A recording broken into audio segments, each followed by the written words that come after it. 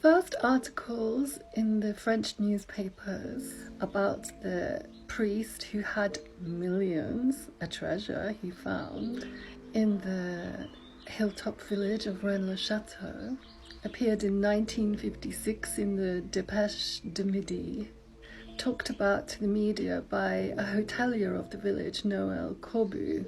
These stories he got from other characters, Gérard de Sède, Philippe de Chercy, and Pierre Plantard. The priest of the village, Rennes did gain access to an immense source of wealth, and that has always remained a mystery. This is the priest Rennes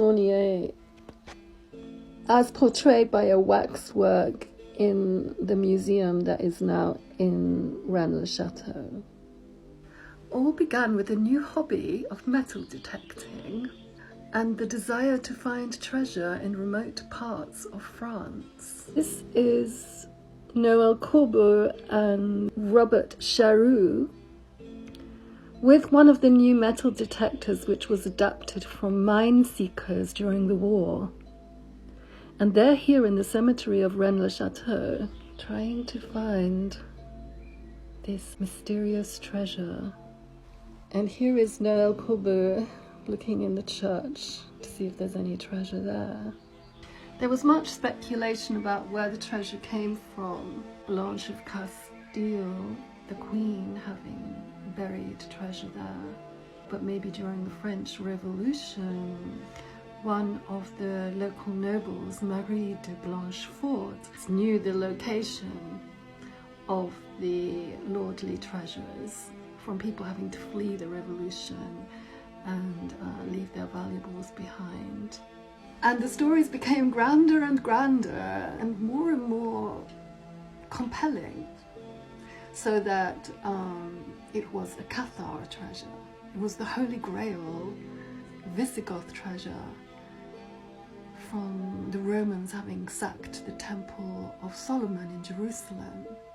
It was of the Knights Templar. By the year of 1968, so many treasure hunters had come to this little remote village with their pickaxes and spades, trying to dig everywhere for where they thought the treasure might be, that the locals had to ban the digging of tunnels. And there were many books written, like the L'Or de Rennes, The Gold of Rennes, by Gérard de Sède and Pierre Plantard, who are fostering all these stories. Philippe de Chercy was involved. They were comrades. This is Gérard de Sède, and this is Henry Lincoln, an English actor and producer. He became very interested in the story of Rennes Le Chateau and its hidden treasure. Henry Lincoln made 3 documentaries about this subject, which brought the interest of the British community to this village as well. So in time, Richard Lee, Henry Lincoln, and Michael Bagent created the cult classic Holy Blood, Holy Grail, in which the mystery was no longer about a monetary treasure, but about a secret that would shock the very foundations of the Christian church.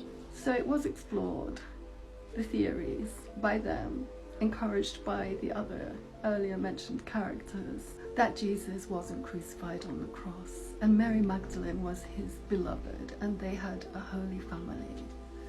And the secret was protected throughout time by a mysterious priory of Sion. This is Henry Lincoln as an older man, his friend Annie Williams, who played the harp. And this is me, who got to know his family a bit. This is a map of the domain created by Bérenger Saunier. He lived here. This house he built. These were beautiful gardens, and there was a Magdalen Tower here with a belvedere with beautiful views and an orangery here. This is the church dedicated to Mary Magdalene. This is the devil that Bérenger Saunier put holding the font just inside the church, the first thing one sees when one enters.